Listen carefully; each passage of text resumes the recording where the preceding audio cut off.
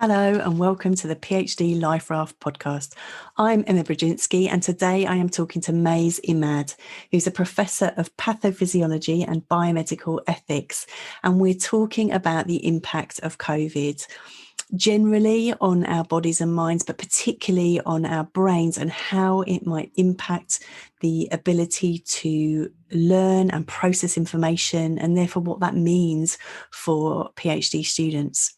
There's so much good stuff in here from how to invest in your own well-being in this time, to the process of the PhD itself and that transitional and transformative process that it is, and also ending with the importance of wonder. So I do hope you enjoy this episode.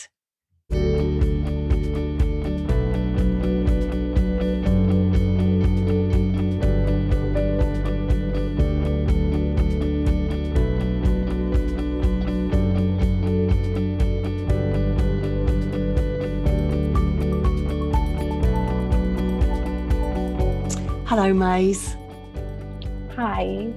I am so excited that you're here. In fact, I'm a little bit starstruck actually, because I was really fortunate to be able to come onto one of your webinars, which was about coping with COVID as a university lecturer and the kind of crisis and how to work well with students. And I was just really struck not only by the quality of the scientific data that you were sharing, but also the real compassion with which you came to the subject matter.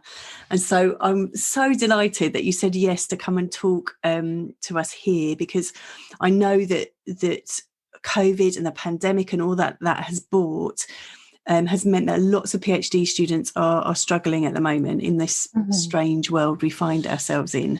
So thank you so much for being here with us. Thank you. Thank you for having me and for making time for this topic. Yeah, it's so important, isn't it? It's so important for so many people.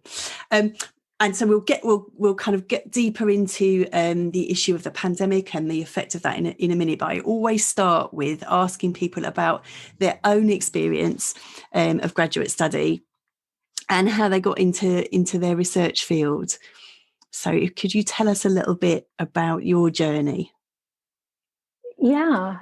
Thank you for asking. So I actually, it wasn't a traditional journey where I was majoring in science as an undergrad. I was actually majoring in philosophy, and it was philosophy that piqued my interest in the brain. And it was more than an interest. I really wanted to go deep into understanding our, I guess, consciousness. At that time, I was really fascinated by what makes us us, and so I went to graduate school to pursue a degree in cellular and clinical neurobiology. Wow. And in terms of my experience, it was a tough one because I came from the humanities, and I very kind of abruptly switched to the STEM, and it was rigorous. It was also very, I think, with a lot of PhDs, it's very focused, and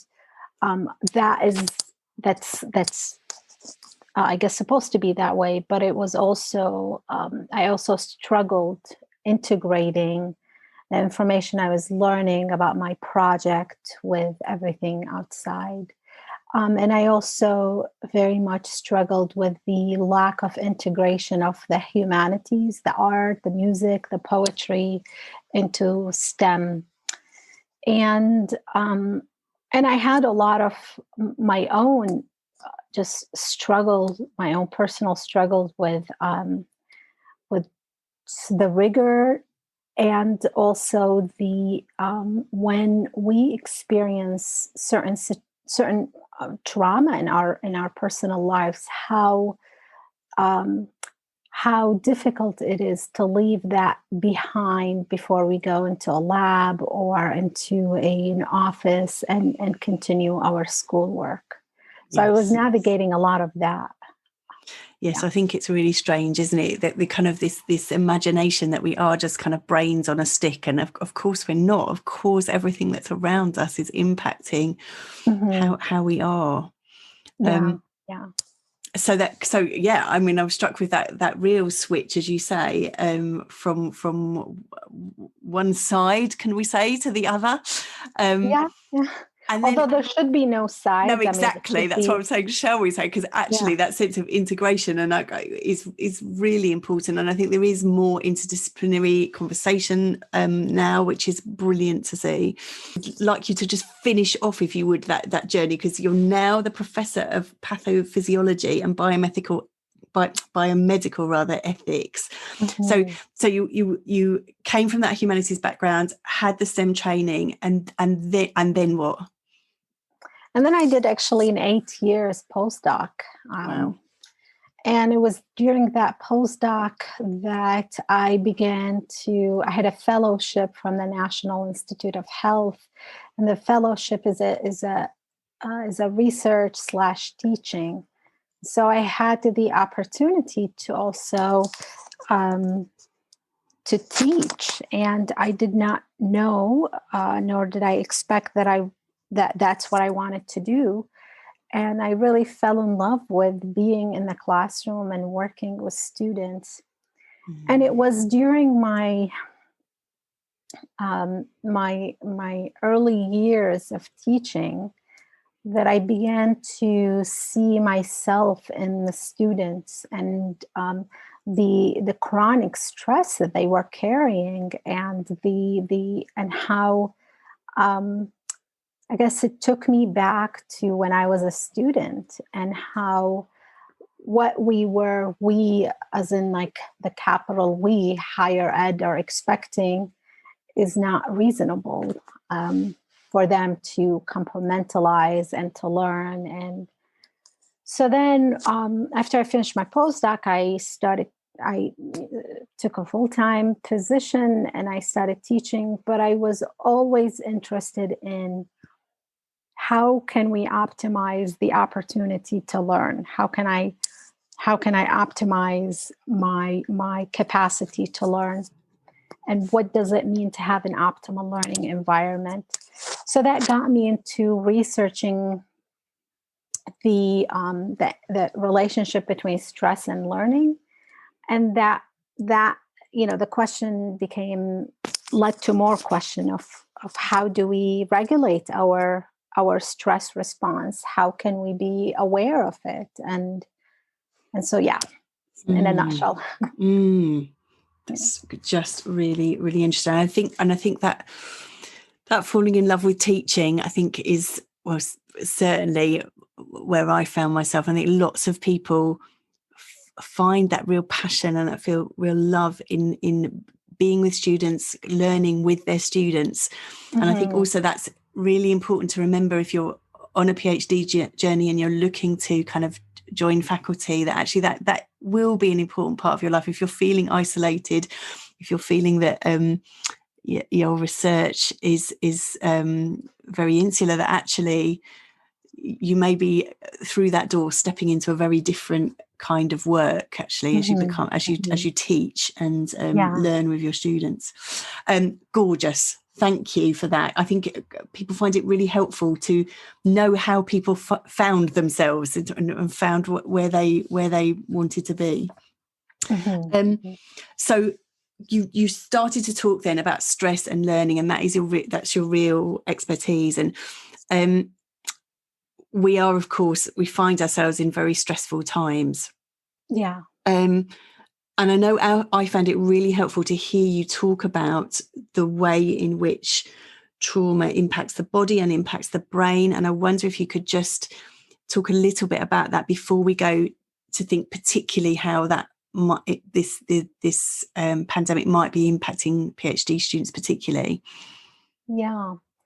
So, I mean, we know that stress can be good and it can be bad. And what I mean by good is stress is a physiological response to something that I guess disrupts our homeostasis. And so that could be something as simple as you get up in the morning and you have a job interview. That job interview, you're preparing for it and you're a little bit stressed.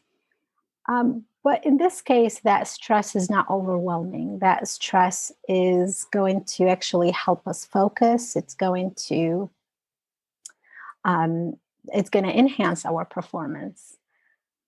Where I am interested in the stress that is actually going to hinder our ability to perform, to do well.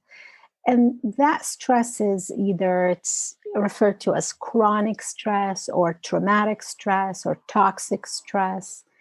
And this is the type of stress that it really agitates our homeostasis. And we don't go back to that homeostasis easily. And so it's there for a long time. It is overwhelming. It sends us into this we stay in a either hypervigilant or hypo aroused state. And so what we know with that stress is it impacts every organ in our body, including the brain. And what it does to the brain is basically the brain is concerned with keeping us alive. And so the brain is about it's constantly doing, if you will, cost benefit analysis. Is this safe? Is this not safe? Do I engage? Do I not engage? And so when my brain feels that it is it's overwhelmed, this is very stressful, this is uncertain, what happens? The brain, the connection, the brain is going to prioritize survival over learning. And so actually signals that go to the prefrontal cortex, that go to cortical region are going to slow down. And we stay stuck in the limbic system and in the brainstem region. You know, those two regions are concerned with the questions of: am I loved? Am I safe? Do I have food? Am I secure? Right. Mm-hmm. And so, what I often say, and again, it was working with my students that helps me have that aha moment and think back to my graduate school years. It's not that I wasn't studying. It's not that the students are not studying or motivated. It's that the processing capacity of the brain has been hijacked by emotions. And emotions are a response to that stress. Yeah. And so, because I think that it certainly is, a lot of people are saying to me, kind of like, I just can't focus. I'm trying to get on. I just can't focus. And I think what you're talking about there is helping to kind of explain physiologically. It's not that they're doing something wrong. It's that they're in a physiological state. We're finding ourselves, as you say, hypervigilant, really aware of potential things happening, and also hyper aroused. Some people are just taking to their beds. That's it. That's how they're going to deal with this. Yeah, and it's a defense mechanism. Yeah. It is. And what I tell my student is, if in order for us to process something, information needs to get to the different parts of the brain. And if that information is not getting there, then that part of the brain is not going to be able to process that. And what happens when we're under that toxic stress, the information is rerouted. It stays within that limbic system.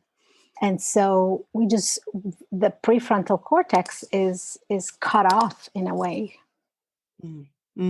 So that limbic system is that very kind of basic brain that isn't going to be doing the deep thinking that the PhD student is wanting to do. Yes. So let's. I think I'm preempting you a little bit here, because let's talk then in particular about how this, because this is happening to everybody, but how in particular might it be impacting PhD students, and how might they cope with that? Yeah. So there it is impacting all of us. It is impacting students. It is impacting, I would say, when we experience trauma, we experience a sense of um, lack of safety, disconnection, Mm.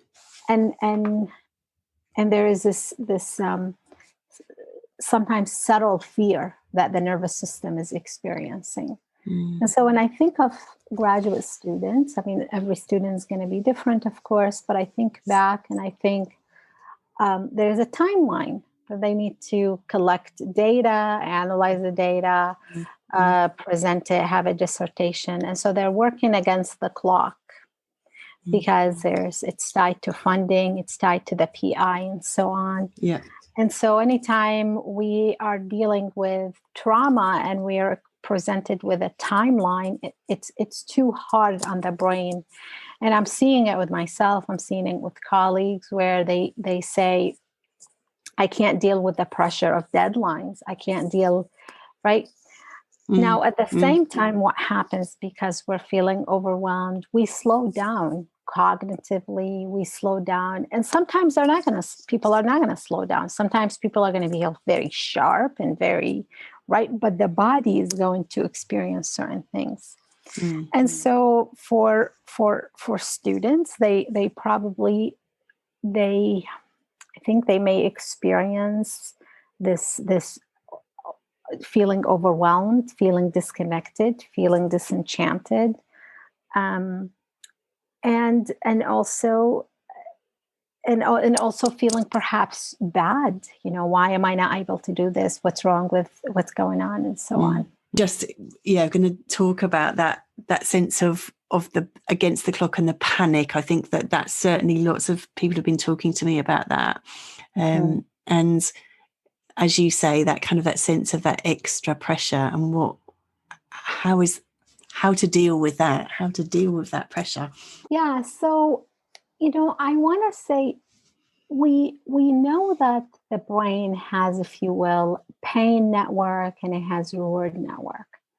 And we know that there are certain activities when we engage in them or when we encounter them, they're going to activate the pain network. This is when we feel isolated, when we feel rejected. Conversely, there are other activities. If I send you just a random email and I say, I'm just thinking of you and I want to say, I appreciate you. I hope you're doing well. I know you're busy. You don't need to reply. Where I'm intentionally connecting with someone else and letting them know that I care about them. Or if I engage, if I go for a walk, or if I play with my pet, or if I prepare a meal and eat it, and so on. Those are things that will engage the reward network.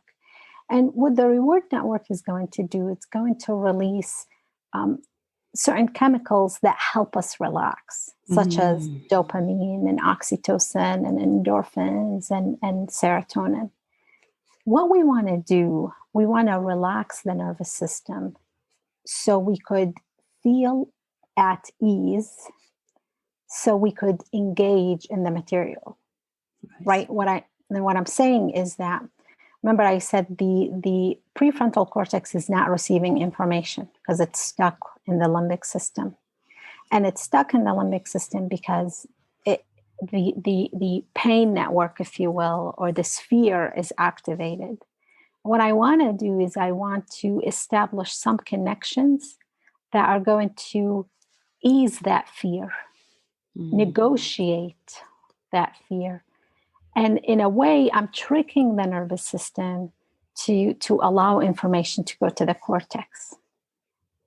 I love that. I love that. I do. And I also love that, even as you were saying about, the sending the email and the eating the notebook, I could just feel myself relaxing, even the thought of that. And is that kind of sensory pleasure too, isn't it? That sense of really of calming yourself. And I love that the kind of the scientific explanation too, because I know that I can hear people going, but I've not got time to do that because I've got to get on. And actually, as you're saying, it's a false economy in time. If you keep battling through, actually, as you say, the information is not going there anyway. Right, right. Need to take the time. Yeah, definitely. It's an investment in one's well-being. Yeah. So in the long term, that person can actually, it becomes, so the first time I go into this fight or flight, and there's no imminent, immediate threat, but something in the background triggered me.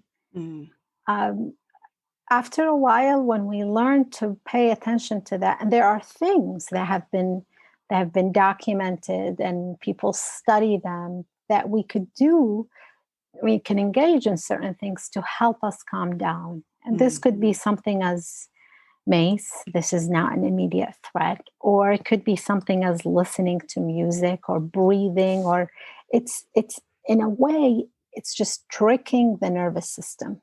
It's asking the nervous system to just, can you look in this direction and not in that direction?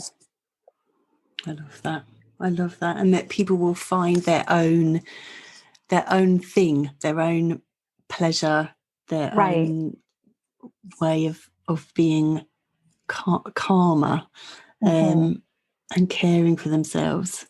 And I think just to acknowledge that situation, to acknowledge the slowness and the fogginess of mind is part of this situation. That's where you're at. And there was a brilliant thing going around saying, you don't have to be super productive in a global pandemic. Well, I think, especially with graduate students, there sometimes there are competitions, and we tend to. I mean, I used to used to compare my internal, if you will, to people's external. Yes. Right. Yes. So I see somebody happy and bubbly and saying how much they love graduate school, and I was just screaming inside, like, I can't connect. I don't feel like I belong. And it would be years later where I would, have the conversation with that person that I'm thinking of. And they said, oh, they hated it. They just hated every minute of it. But they were doing that to convince themselves to just keep going. Yes, yeah. I love that. Comparing your own internal to others' external. That's really, I'm writing that one down. I'm putting it above my computer. But I think there has been some kind of, it's kind of machismo around, hasn't there, in terms of, I've been so productive and I've spent my time. And it's kind of actually, as you say, people are just finding their own way through. And I keep saying to people, you're writing a chapter of what it's like to do a PhD in a pandemic. Like, that will become part of your work. Will become part of your writing.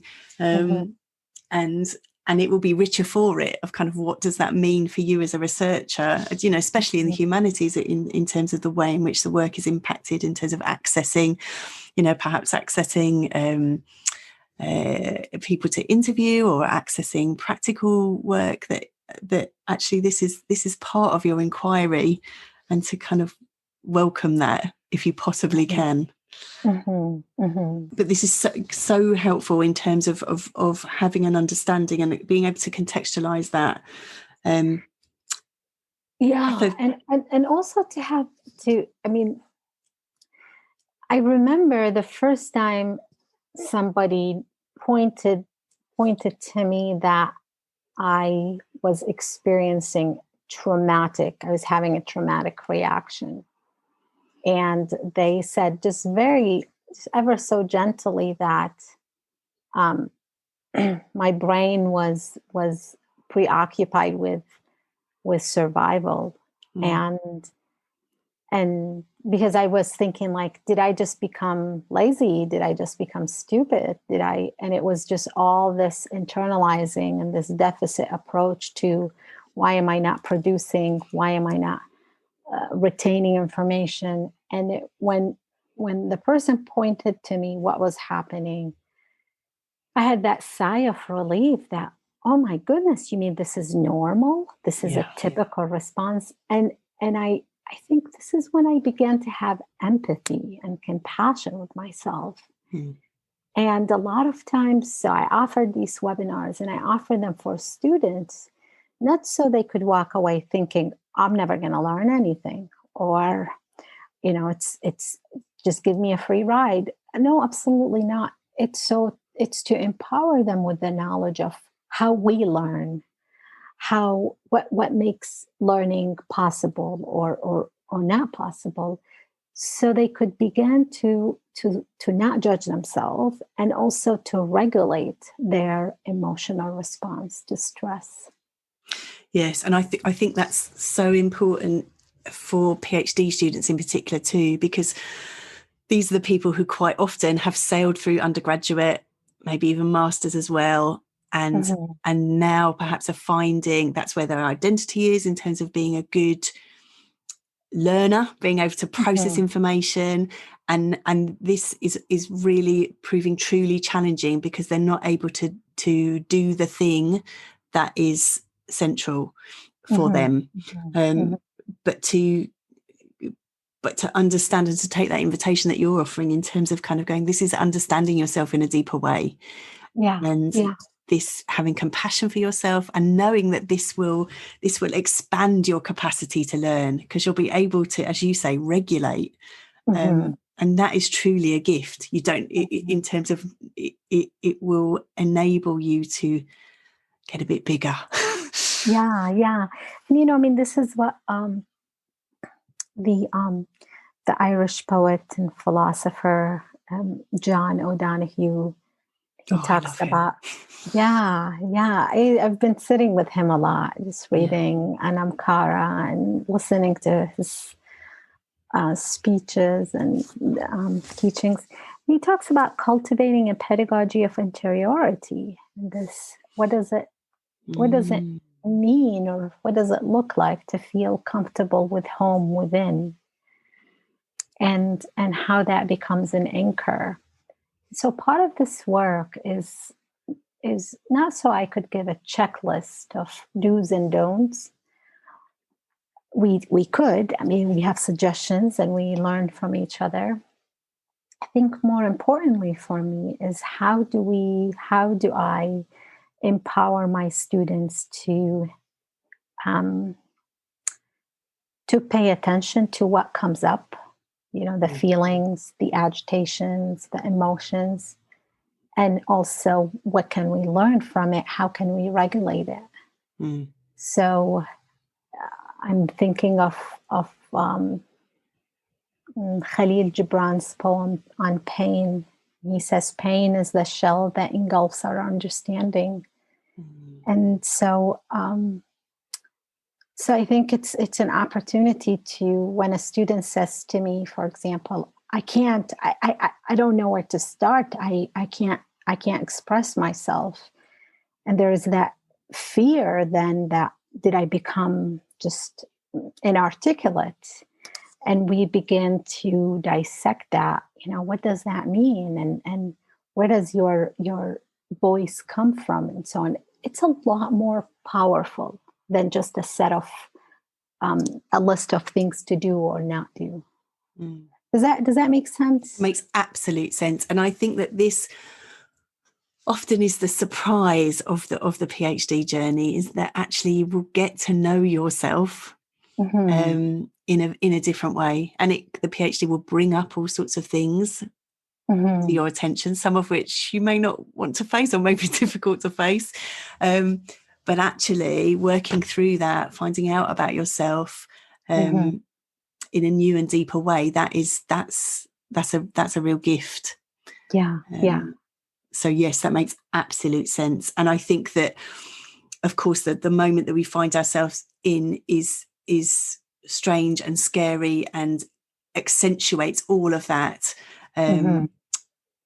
but also I guess has the same kind of gift in it too. Yeah, um, yeah. And I mean, the graduate students are also, they are also perhaps friends and partners and parents and siblings. And part of this work, when I speak with teachers, when I speak with students, is that if we want to help others, it's really important that we help ourselves. And so if I want to help my students or my family calm their nervous system down, my nervous system has to be calmed down also. And so in a way, it's if I have a commitment to serve my community, I also have a commitment to my own well-being, so I could continue to serve. Gorgeous. Thank you so much. Well, I know you are serving so many people, and thank you for these thoughts today, which I know will be really, really useful for people. And then always at the end, I ask a very unfair question, really, in terms of a kind of top tip. Having said, as you have just so eloquently said, tips and things aren't really useful. But I'm going to ask you one for one anyway, in terms of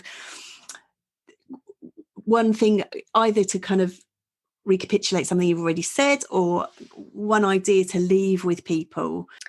Yeah. One thing. So, what's coming to me right now is Thomas Merton says we lose ourselves in art and we find ourselves in art. And I think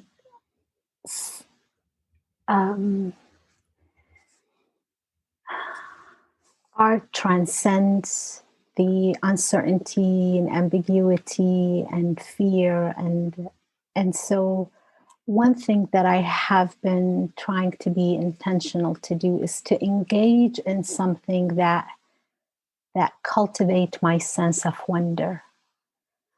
That whether it is art with my hands or music or something that gives me that feeling of this is beautiful and this is wonderful.